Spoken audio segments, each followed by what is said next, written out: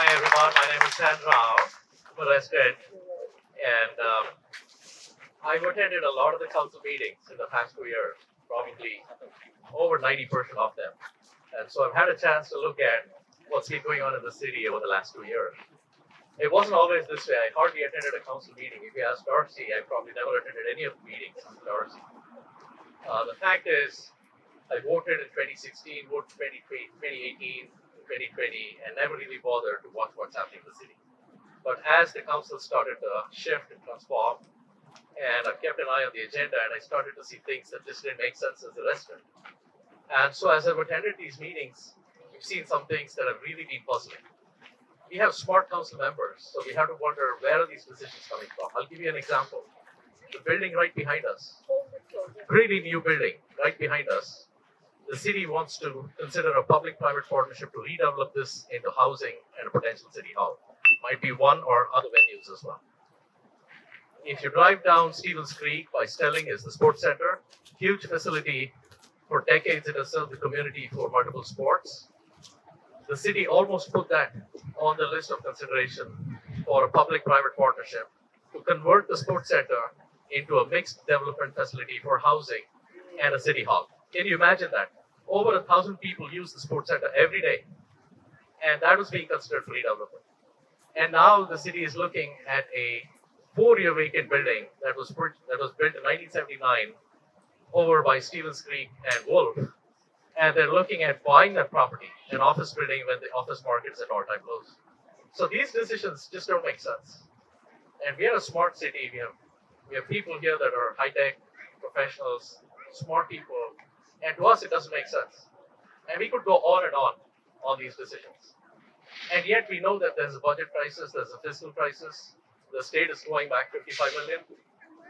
And through this last year, we have had this budget cycle where we residents have been told, you're going to see cuts.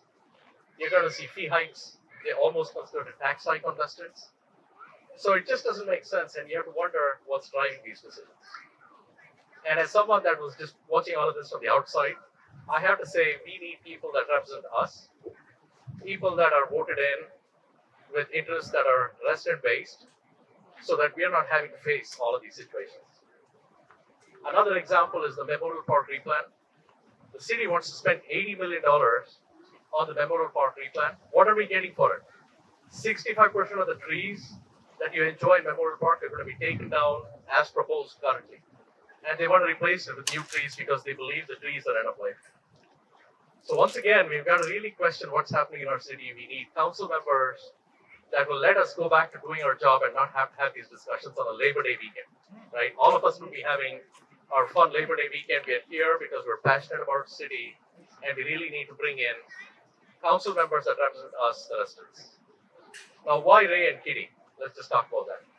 I believe that Ray and Kitty are a complementary team. I've had a chance to observe them. I've observed Ray on the Planning Commission, Kitty in City Council. I think they bring different strengths to the table. Ray is a business person. He's a people person. He's a relationship person. And he can really bring things to happen. He's a change agent. Ray can bring businesses to the city. He can make change happen. He can improve quality of life. Kitty is almost the polar opposite. Highly technical, highly detail-oriented. May not be your people person, but if there's one person on dais that really knows what's going on, it's Kitty Moore. She can really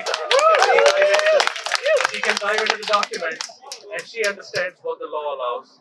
And so we need someone like Kitty Moore on the dais, and we need people that are complementary. And so let's make sure this cycle, we bring back a resident-focused council so that we can next Labor Day not be out here talking about this, but having fun. Thank you.